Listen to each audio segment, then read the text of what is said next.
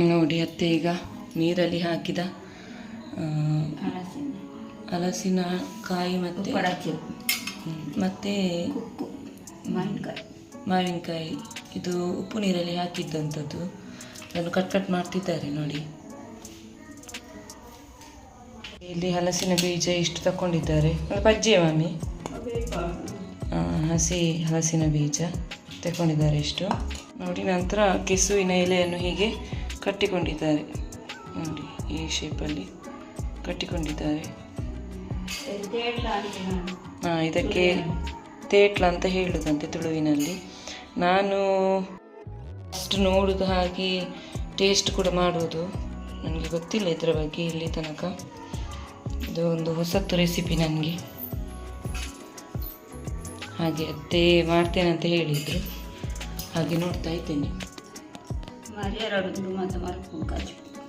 ಮೊದಲು ಮಳೆಗಾಲದಲ್ಲಿ ಎಲ್ಲ ಇದೇ ಅಡಿಗೆ ಎಲ್ಲ ಮಾಡ್ತಿದ್ದದಂತೆ ಪದಾರ್ಥ. ನಂತರ ನೋಡಿ ಅರ್ಧ ತೆಂಗಿನಕಾಯಿ ತುರಿ ಅಂದರೆ 1.5 ಕಪ್ನಷ್ಟು ಆಗಿರ್ಬೋದು. ಮತ್ತು 2-3 ಸ್ಪೂನ್ನಷ್ಟು ಕೊತ್ತಂಬರಿ, 1 ಸ್ಪೂನ್ನಷ್ಟು ಜೀರಿಗೆ, ಮತ್ತು ಸಾಸಿವೆ, ಹಾಗೆ ಮೆಣಸು, ಹುಳಿ ಮತ್ತು ಬೆಳ್ಳುಳ್ಳಿ.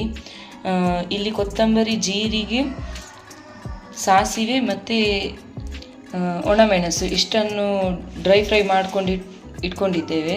ಮತ್ತು ಬೆಳ್ಳುಳ್ಳಿ ಹಸಿ, ಕಾಯಿಯನ್ನು ಕೂಡ ನಾವು ಫ್ರೈ ಮಾಡ್ಕೊಂಡಿಲ್ಲ.